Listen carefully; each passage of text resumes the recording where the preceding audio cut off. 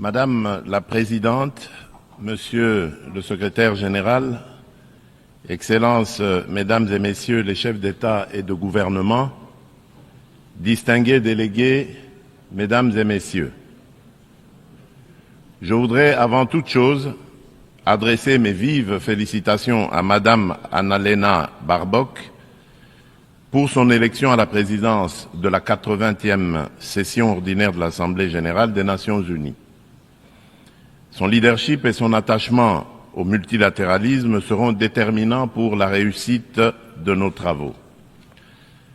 Je saisis également l'opportunité que m'offre cette tribune pour rendre un hommage appuyé à son prédécesseur, son Excellence M. Philémon Yang, dont l'engagement et le dévouement ont marqué la précédente session. Enfin, je réaffirme la pleine confiance de mon pays dans l'action du secrétaire général des Nations unies, M. Antonio Guterres, pour ses efforts constants visant à renforcer notre organisation et à promouvoir des solutions aux défis qui menacent la paix, la sécurité et la prospérité dans le monde, en particulier dans la région des Grands Lacs d'Afrique, dont fait partie la République démocratique du Congo. Madame la Présidente, je salue la pertinence du thème retenu pour cette 80e session, Mieux ensemble, plus de 80 ans au service de la paix, du développement et des droits humains. Il met en lumière 8 décennies d'efforts conjoints d'une organisation vouée à la paix, au développement et au bien-être universel, fondée sur une promesse indéfectible de sécurité collective. Le 80e anniversaire de l'Organisation des Nations Unies, garante de cette sécurité depuis 1945, est l'occasion de réaffirmer les vertus d'un multilatéralisme efficace et de rendre hommage à l'idéal de paix, de dignité humaine et de solidarité entre les nations qui inspira ses fondateurs. Si l'Organisation des Nations Unies demeure un pilier de la régulation des relations internationales, de la prévention et de la résolution des conflits, ainsi que de la promotion des droits humains et des libertés fondamentales, elle est aujourd'hui confrontée à des défis systémiques qui éprouvent sa crédibilité et sa capacité d'action. Les profondes mutations de notre époque, notamment la persistance des conflits armés, le dérèglement climatique, les crises humanitaires récurrentes et les menaces transnationales protéiformes nous rappellent que le multilatéralisme n'est plus une option, mais une exigence incontournable qui s'impose à tous. Nous restons convaincus que les réponses aux défis du XXIe siècle ne peuvent émerger que de solutions collectives fondées sur la coopération, la justice et la responsabilité partagée. Madame la Présidente, à la suite de son élection en juin dernier, la République démocratique du Congo s'apprête à siéger au titre de membre non permanent du Conseil de sécurité pour la période 2026-2027. Je réitère au nom de mon pays nos remerciements les plus sincères aux États membres pour la confiance et la solidarité exprimées.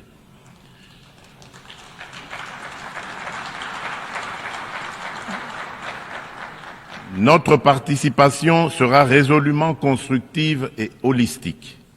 Elle s'articulera autour de 2 priorités indissociables, paix et sécurité d'une part, et prévention et résolution des conflits d'autre part.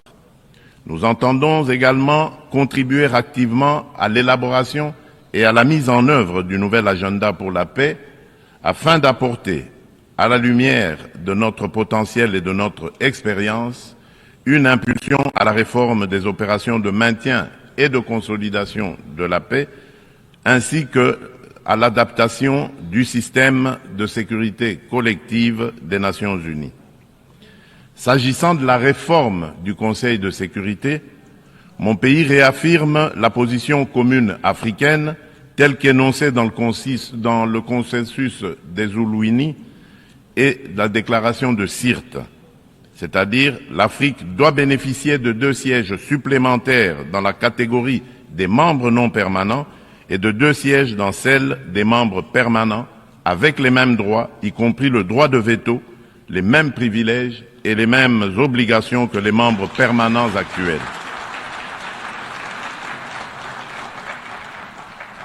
Forte de ces 54 États et de plus de 1,2 milliard d'habitants, l'Afrique ne saurait demeurer en marge des décisions qui engagent la paix et la sécurité internationale. Madame la Présidente, un autre axe prioritaire concerne l'exploitation illégale des ressources naturelles, l'une des causes majeures et persistantes des conflits. La République démocratique du Congo entend placer au cœur du débat la gouvernance exemplaire de ces minerais stratégiques afin d'en garantir l'exploitation dans le respect des principes de développement durable, de la souveraineté économique et du bien-être des populations. À l'échelle mondiale, rompre le lien toxique entre rente minière et financement de groupes armés non étatiques exige une approche intégrée fondée sur l'harmonisation des règles de diligence raisonnable et de traçabilité, de la mine aux consommateurs, la transparence intégrale des chaînes d'approvisionnement et des bénéficiaires effectifs, des mécanismes de contrôle et d'audit indépendants, une coopération opérationnelle renforcée entre autorités douanières, judiciaires et financières, des sanctions ciblées et effectives contre les trafiquants et leurs réseaux de facilitation et une lutte résolue contre la corruption adossée à des normes de bonne gouvernance, à la publicité des contrats et à la traçabilité des paiements. Bien entendu, les dimensions des droits humains et de justice transitionnelle, ainsi que les agendas femmes, paix et sécurité et jeunesse, paix et sécurité demeurent indissociables de cette action. Leur prise en compte effective est la condition d'une paix juste, durable et inclusive. Madame la Présidente, à la veille de la mise en place de la commission d'enquête indépendante décidée par le Conseil des droits de l'homme des Nations Unies sur les massacres perpétrés il y a quelques mois par nos agresseurs et leurs supplétifs dans l'Est de mon pays, je lance un appel solennel à la communauté internationale. Elle a le devoir moral et politique de soutenir cette démarche essentielle afin d'établir la vérité, rendre justice aux victimes et jeter les assises d'une paix durable ancrée dans la mémoire et la responsabilité partagée.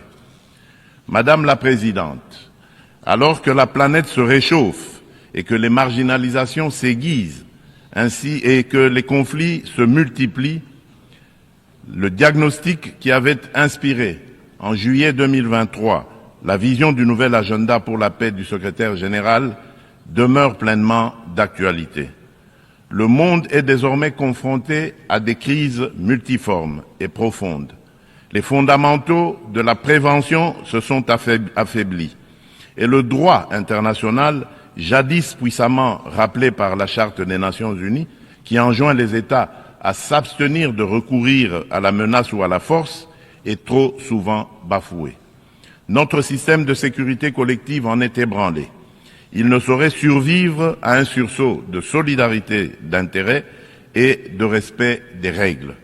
Dans ce contexte, la rhétorique guerrière regagne du terrain et l'on assiste impuissant au retour des vieux démons, agressions armées, guerre de prédation des ressources et de conquête d'espaces vitaux qui n'épargnent aucun continent.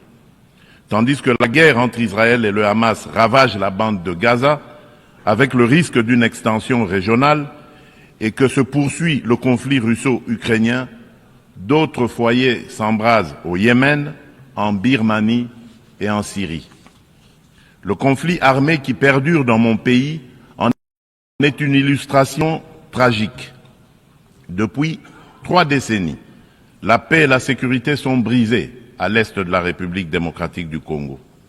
Cette guerre s'est muée en une entreprise prédatrice.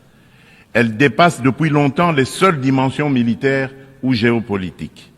Elle vise à piller nos ressources, effacer notre mémoire collective et détruire nos communautés.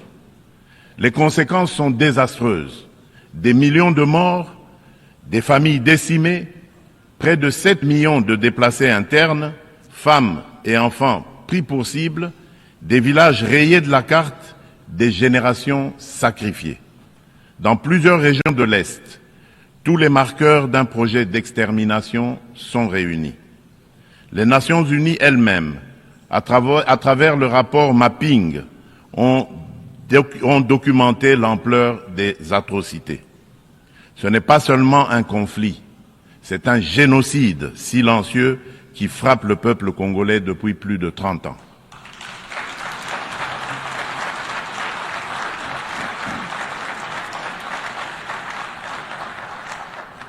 En juillet dernier encore, plus de 300 civils, dont 48 femmes et 19 enfants, ont été massacrés dans le territoire de Rutshuru par l'AFC M23 avec l'appui des forces de défense du Rwanda. Ces crimes ne sont pas isolés, ils s'inscrivent dans une continuité macabre. Je remercie les États-Unis d'Amérique d'avoir pris l'initiative le mois dernier de convoquer une session extraordinaire du Conseil de sécurité pour examiner ces massacres documentés par Human Rights Watch. Pour mettre un terme à ce conflit, le Conseil de sécurité, par sa résolution 2773 du 21 février 2025, a notamment exigé le retrait du M23 des villes de Goma, Bukavu et de toutes les zones sous son contrôle, le démantèlement des administrations parallèles instaurées en violation de la souveraineté de la République démocratique du Congo, ainsi que la cessation de tout appui direct ou indirect au M23. Je salue à cet égard le leadership du président Donald Trump, qui a créé les conditions d'un dialogue ayant conduit le 27 juin 2025 à Washington à la signature d'un accord de paix entre la République démocratique du Congo et le Rwanda.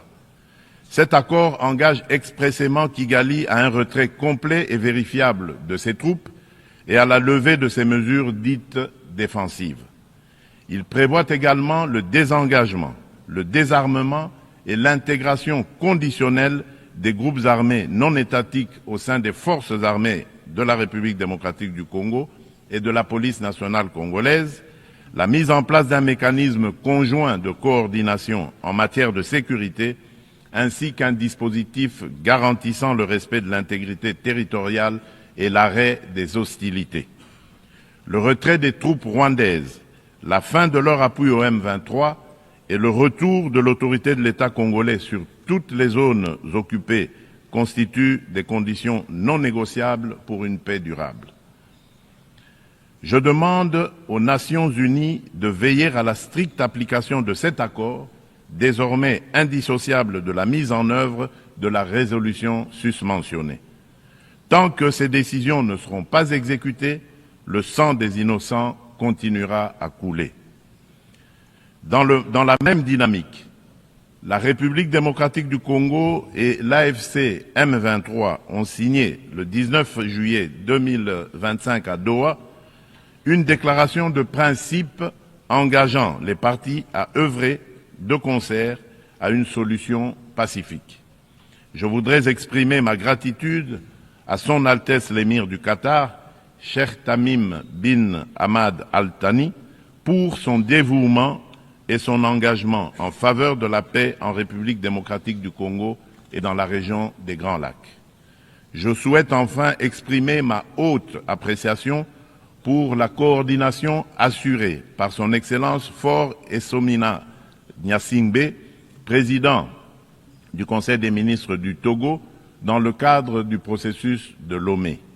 Cette dynamique procède de la convergence des efforts du processus de Luanda, conduit avec constance par son Excellence João Manuel Gonçalves Lourenço, président de la République d'Angola et président en exercice de l'Union africaine, et du processus de Nairobi, facilité par son Excellence Uhuru Muigai Kenyatta, ancien président de la République du Kenya.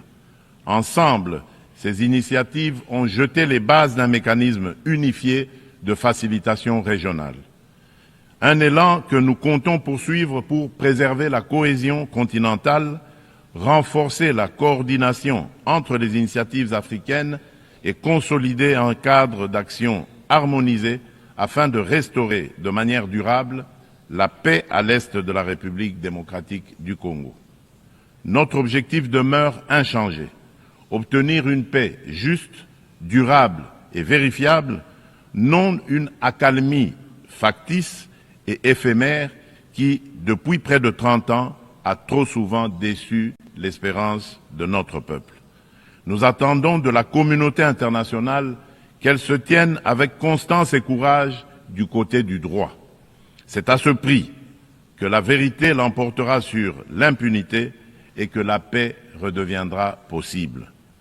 Madame la Présidente, il convient de préciser que le processus diplomatique engagé avec toutes les parties au conflit n'exclut nullement la quête de justice et de réparation. Si le monde hésite encore à nommer notre douleur, nous n'attendrons pas. Nous en sommes les premiers témoins. Nous en serons les premiers artisans de justice. Mais nous avons besoin de votre solidarité, de votre soutien et du respect plein et entier du droit international.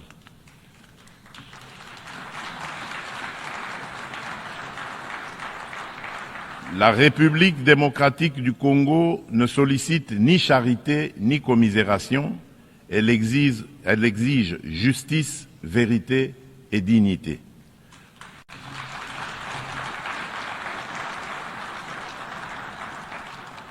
Notre pays a tendu la main. Nous avons signé des accords de paix, accepté le dialogue, pris des engagements pour la réconciliation. Mais une paix factice, bâtie sur l'impunité et l'oubli, n'est qu'un armistice précaire.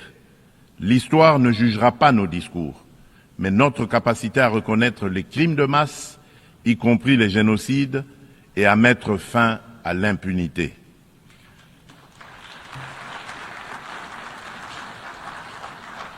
Madame la Présidente, la République démocratique du Congo est un pays de vie, de richesse naturelle et de résilience humaine. Nous voulons contribuer à la paix mondiale, mais la paix commence par la reconnaissance de notre propre tragédie. J'adresse à cette Assemblée un appel solennel. Reconnaissez le génocide congolais, soutenez notre combat pour la vérité et la justice et aidez-nous à bâtir enfin une paix durable au cœur de l'Afrique.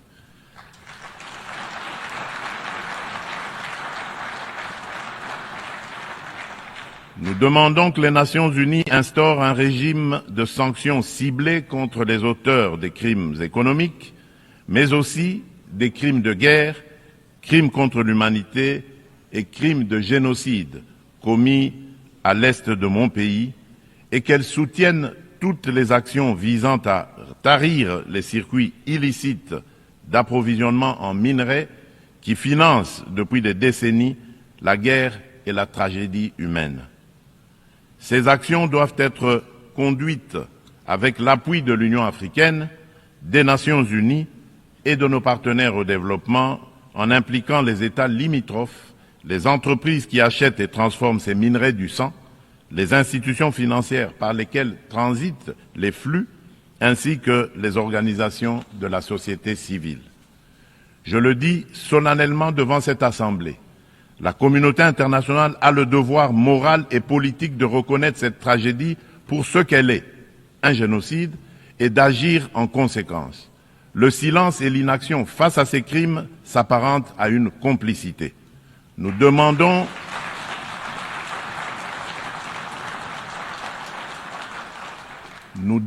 la mise en place immédiate d'une commission d'enquête internationale indépendante et dotée de moyens pour établir la vérité, rendre justice aux victimes et rompre le cycle de l'impunité qui nourrit ce drame depuis des décennies.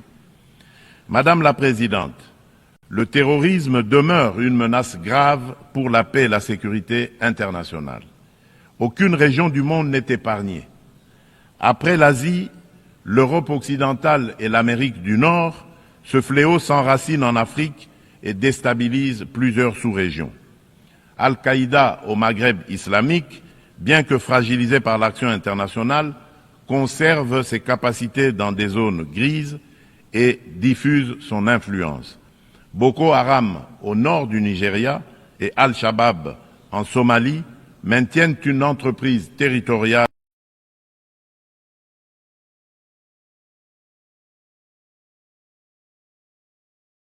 significative. Une emprise territoriale significative, pardon. En Afrique centrale, après les ravages causés par la Lord's Resistance Army, LRA, de Joseph Kony, le nord-est de la République démocratique du Congo subit les exactions des forces démocratiques alliées, les ADF, un groupe terroriste ougandais ayant fait allégeance à l'État islamique. Ces groupes extrémistes ont laissé derrière eux un lourd tribut humain et continuent de menacer la stabilité régionale. Membre de la coalition mondiale contre Daesh, la République démocratique du Congo appelle les Nations unies à s'engager plus résolument dans la mise en œuvre des recommandations de la dite coalition et du processus d'Aqaba, à savoir le partage renforcé de renseignements, l'assèchement des financements, la lutte contre la propagande et contre les sanctuaires, ainsi que le soutien accru aux communautés victimes dans le plein respect du droit international humanitaire.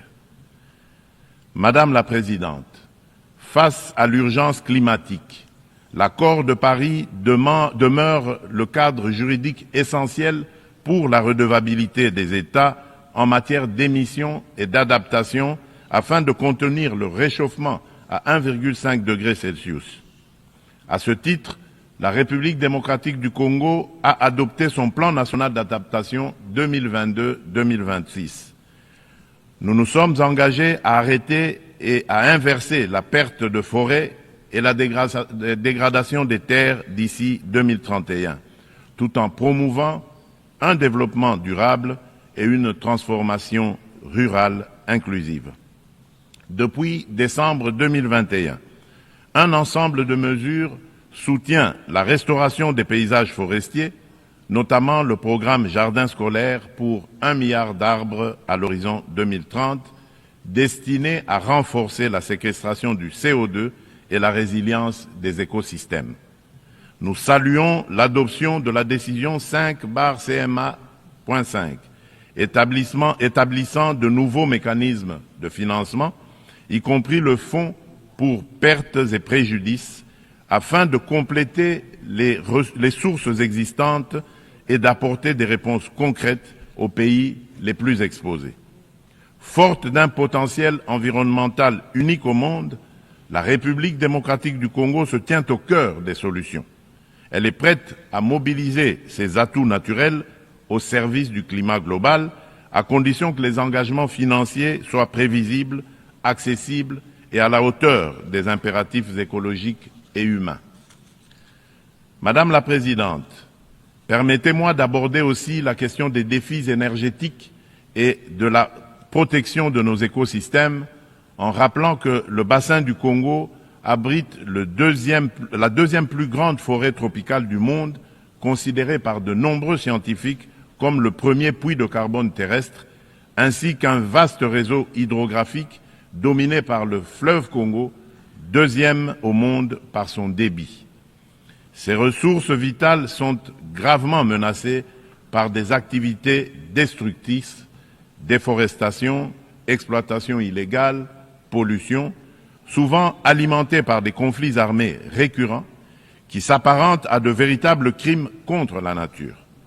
C'est pourquoi la République démocratique du Congo soutient l'initiative portée par le Vanuatu, Fidji et Samoa visant à ériger au plan international l'écocide en incrimination autonome pour sanctionner les actes illicites ou arbitraires causant à l'environnement des dommages graves.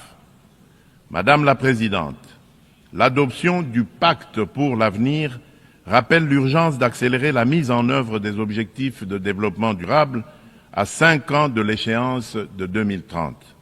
La République démocratique du Congo a inscrit cet impératif au cœur de son action à travers le plan national stratégique de développement 2024-2028 qui place l'homme congolais au centre des priorités et intègre les 3 dimensions du développement durable, environnemental, social et économique.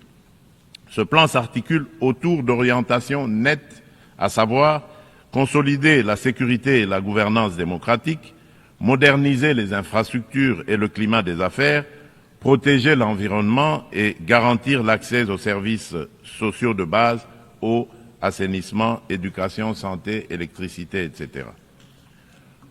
Le bilan demeure contrasté, car seuls les ODD 12 et 13 paraissent encore atteignables d'ici 2030, mais des progrès tangibles sont enregistrés.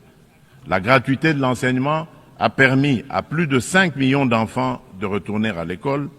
La couverture de santé universelle élargit l'accès à des soins de qualité. Les politiques d'autonomisation des femmes réduisent les disparités socio-économiques. Ces acquis restent toutefois fragilisés par l'insécurité persistante dans l'est du pays et par la vulnérabilité de notre économie face aux chocs exogènes. Notre économie doit donc se transformer pour devenir un levier de durabilité et de prospérité. Pays solution face aux défis climatiques, mon pays entend valoriser ses forêts, ses tourbières et sa biodiversité au sein d'une économie climatique orientée vers une croissance verte, résiliente et sobre en carbone. À cet égard, le projet Grand Inga, l'un des plus vastes complexes hydroélectriques au monde, incarne notre ambition et renforce le positionnement de la République démocratique du Congo comme pays solution. Fournir une énergie propre et compétitive pour électrifier nos territoires, décarboner notre industrie, soutenir l'intégration énergétique régionale et ouvrir la voie à de nouveaux usages, dont l'hydrogène vert. Cette trajectoire s'appuie sur le développement de marchés carbone intégrés, l'attraction d'investissements responsables et la création d'emplois décents et de moyens de subsistance durables pour nos communautés. Il reste cependant un obstacle majeur, la contrainte financière. Le fardeau croissant de la dette publique africaine, conjugué aux flux financiers illicites, réduit nos marges de manœuvre. Les besoins additionnels pour atteindre les ODD en Afrique sont estimés à 1 600 milliards de dollars. Dans le même temps, les sorties illicites de capitaux minent nos devises et notre stabilité macroéconomique. D'où la nécessité d'une réforme urgente de l'architecture financière internationale afin de garantir aux pays en développement un accès juste et prévisible à des financements concessionnels alignés sur leur trajectoire nationale, y compris via une meilleure recanalisation des DTS, la capitalisation des banques multilatérales de développement, des facilités de liquidité contracycliques et une lutte renforcée contre les flux illicites. Madame la Présidente, depuis mon accession à la magistrature suprême de mon pays, la République démocratique du Congo, j'ai impulsé à la conduite de la chose publique une dynamique nouvelle intégrant systématiquement la dimension genre à tous les niveaux afin d'assurer une présence accrue des femmes dans les instances de décision. À titre illustratif, la part des femmes au sein du gouvernement est passée de 17% en 2019 à 32% en 2025.